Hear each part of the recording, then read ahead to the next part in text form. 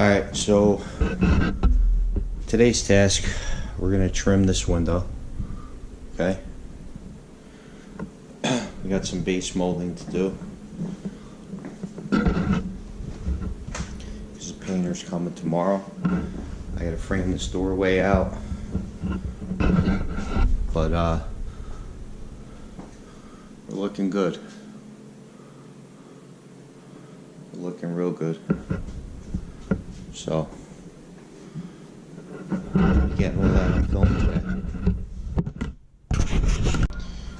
Alright, so here's my sill. I like using 5/4 sill versus the 3/4, nice heavy duty. Normally I put 45 returns on this, but the backsplash is so thick on this that it's not necessary. It's going to come out pretty far. So these two marks right here represent my casing, okay, which I need extension jams on here, so I'll show you the whole process, and we'll mark the sill. Alright guys, so this is the way the sill will look. The tile will come right to this, right alongside. See, you have to make your notches, so what you want to do is set your sill like this initially.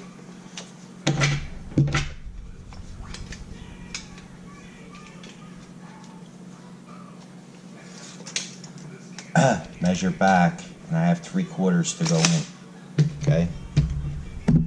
So then you just line it up where your casing marks. You make your 2 marks on the sill, 3/4 in. It just sits there real nice. Okay.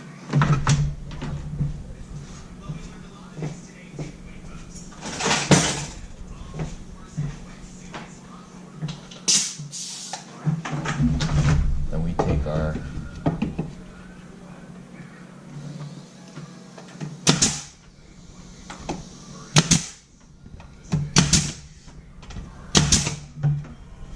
Pistola.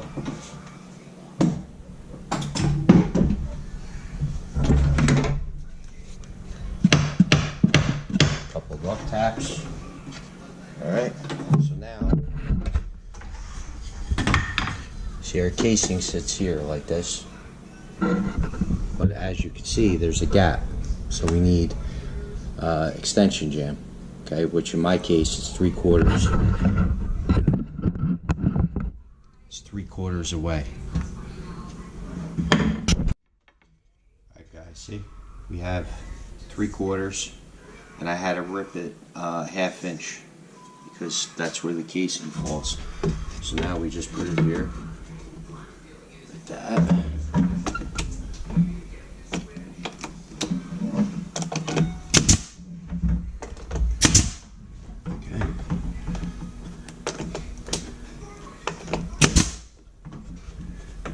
This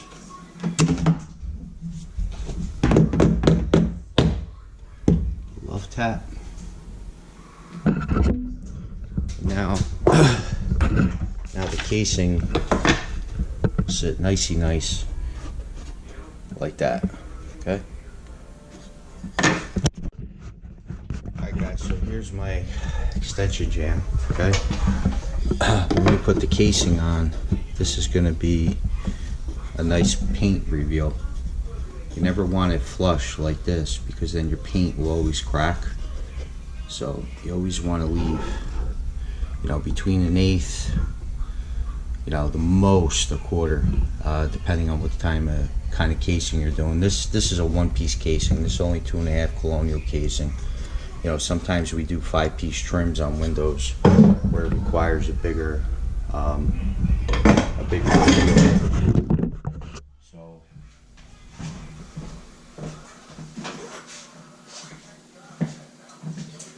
what I like to use is a combination square for trimming, and then what you could do is you could set your reveal marks with this, okay?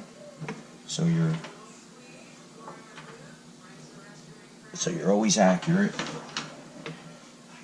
the other thing is, we're trimming a window. You know, you have 90-degree angles up here, so if you take your square like this, okay, shot.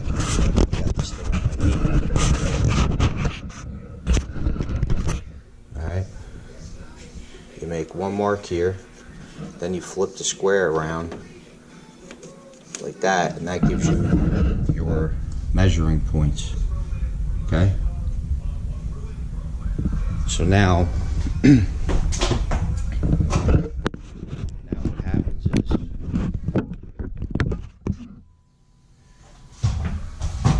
I'll show you how to measure. Okay,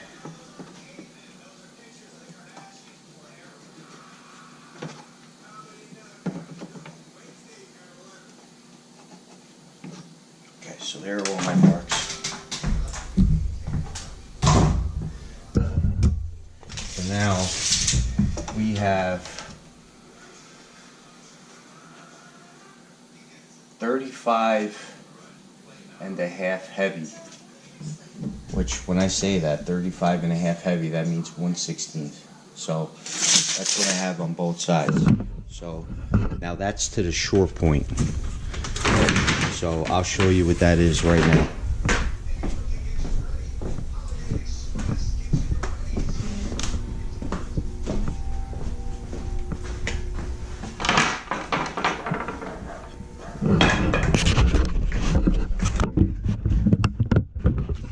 Alright guys, what I like to do is, no matter what piece of wood I'm cutting on, I like to use a square cut first. Okay?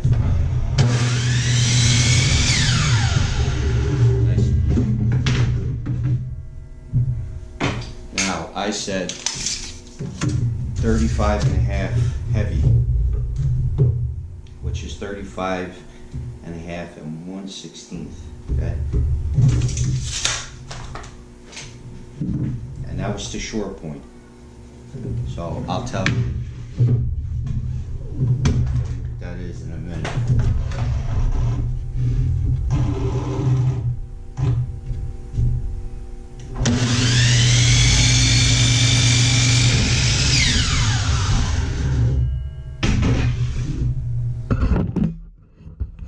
Alright guys, see, this side of the 45 is short, okay? This side is long.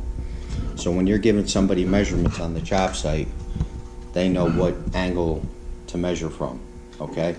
And typically, we're always at shore point. It's more accurate because when you're on the wall, okay, and you try to get a long point measurement, and it's rock like this, that's it, your measurement's over. It's not accurate. Alright? So that's accurate. See, this is my mark, 35.5 heavy. Okay? Then I make a pencil line right down here. So I always keep a little bit of the pencil line on the cut. And I'll show you that.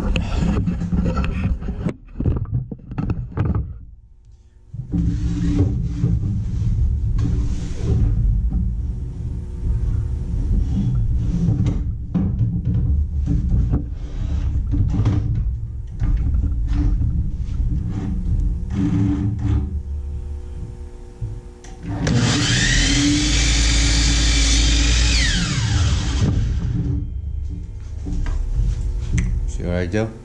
What else? What not to do? See, this window's a double hung window. There's tracks in here. Time and time again, man. Can't tell you how many times guys shoot nails right through and hit the track and then hear clunk, clunk, clunk, clunk. So, you know, just watch your side nails.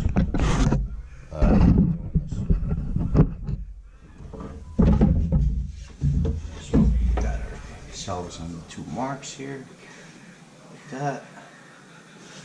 Okay, flush with the sill.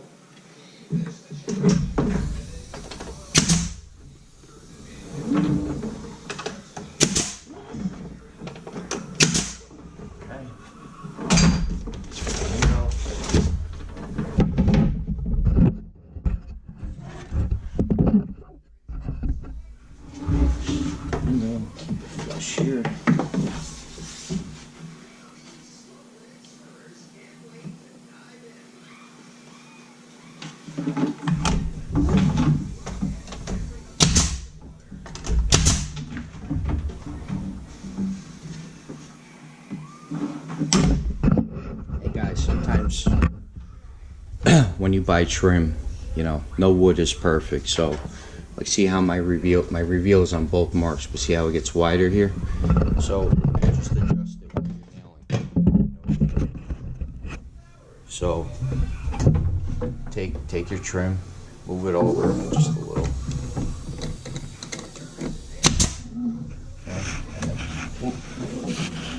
So yeah, add a nails. Add a nails.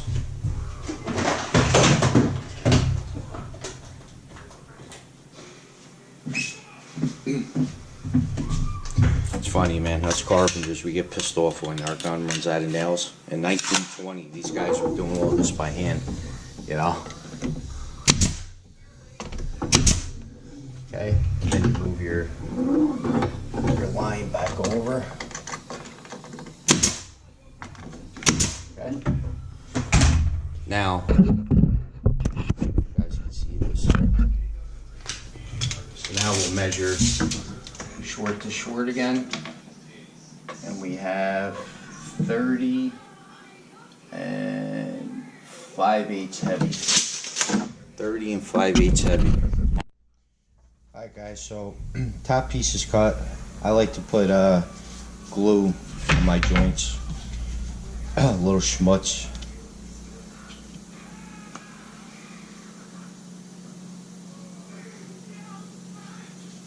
Nice and even. You know, I rub it on. I either use Tite Bond or Gorilla Glue too. This is what I had on the truck. A lot of guys said they don't believe in the glue. I think that's bullshit as well.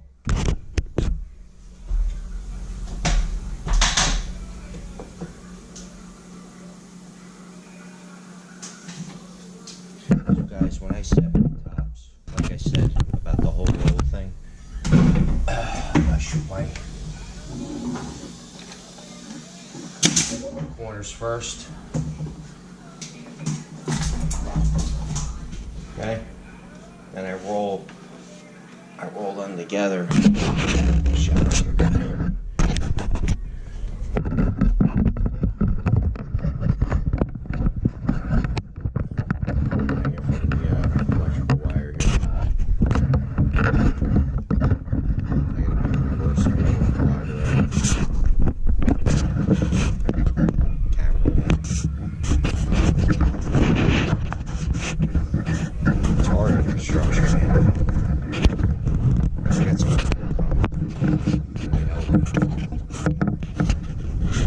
So anyway,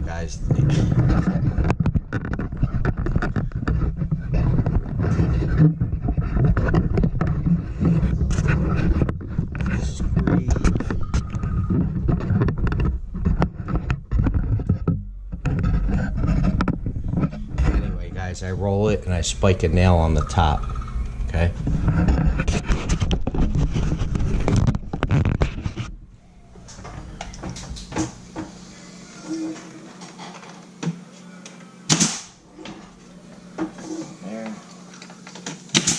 There.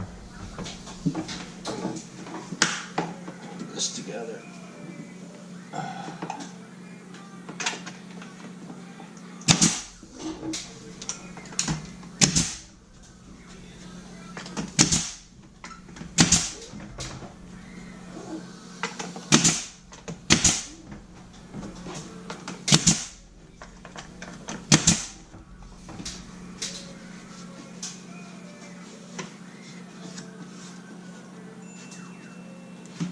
All your glue off.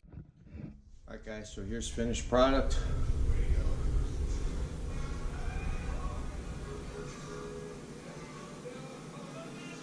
And now we're off to the doorway. It should be a little easier to film. So guys, what I have here is I have a extension jam kit. All right, see how the ends are dadoed in. So we're gonna lay all that out and assemble it. I'm gonna assemble it on the ground. We'll get the heights. I'll keep that going to show you. Guys, I'll get the knack of this filming stuff. Promise.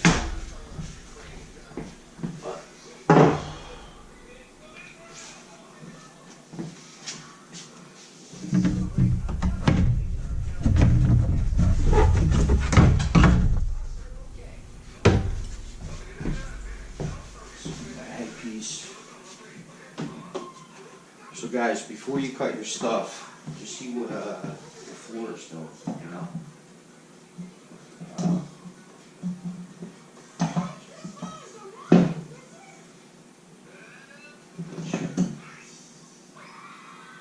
Which in my case, it's good. Which in my case, it's good.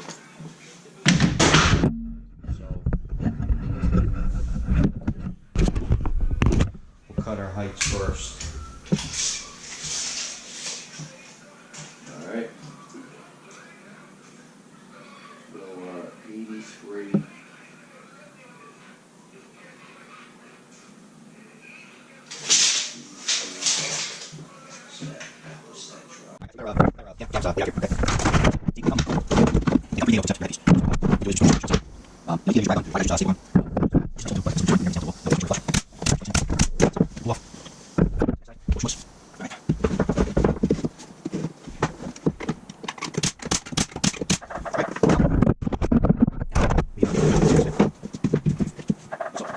Now guys, what you got to understand too is when you're doing a renovation, you know, maybe this doesn't apply to a new house, maybe. You also want to make sure, you know, being level is not necessarily correct. You always want to be parallel also with the things you got going on. Like for example, my crown, you know, let's just say I put this thing dead level, okay? So I have 11 and I have 11, okay? So that's good. But also, you want to adjust your legs to be parallel with the cabinet, you know? So if you went level, it would look like it was a mistake because you'd be out of parallel with your crown molding. Now, I'm sure there's going to be guys on there that say, well, why isn't it level? Well, listen, you know, this was a kitchen renovation, right? It was a partial gut. It wasn't a full gut because of budget reasons. Normally, in a full kitchen gut, you know, we'll take the whole entire ceiling down, you know, check it for level, so on and so forth, when people could afford that. So with all that being said, it turned out that this house was pretty good anyway. I think we're 1/4 of an inch from corner to corner. We added a little bump spots here and there, but nothing major. So when you're doing a reno, level is not necessarily the right thing to do. A little tech tip. Anyway, back onto the door, I'm rambling. So what I like to do, guys, just till I can figure out what's going on, I just put a set nail here, here, and here. Okay? So you're not messing around with it. Now we'll measure off the cabinet.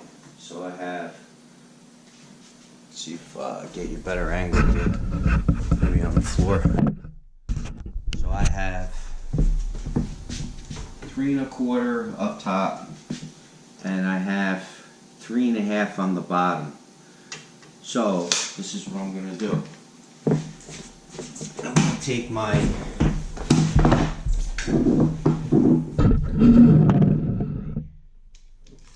3 1/4 pole, okay, just like that.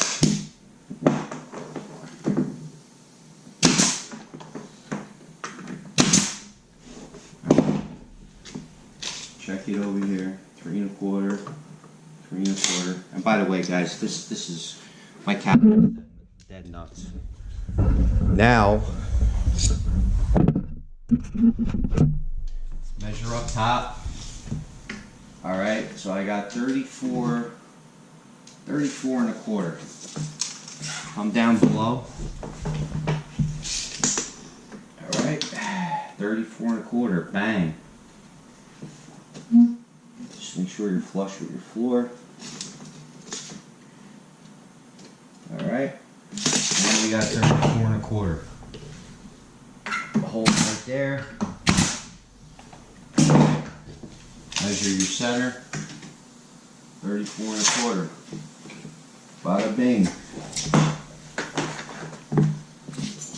Make sure you're flush with the wall.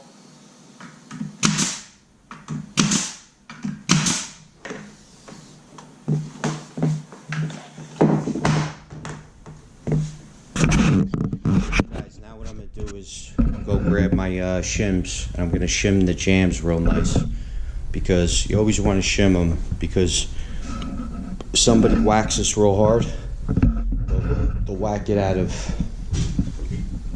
place. So let me go get my shims. I forgot them in the truck. Hey guys, there's even a lesson on shimming. All right, so see how the shim is beveled, tapers down. A lot of guys take a shim and they only do it on one side, which is completely wrong. Okay, because now it touches here, but it doesn't touch in the back. See it? See it bouncing? So what happens is you nail here, and then you nail here, and it takes the whole jam and it twists it. So what you want to do is you want to take your two shims and equally on each side slide them together, so it forms the the same square.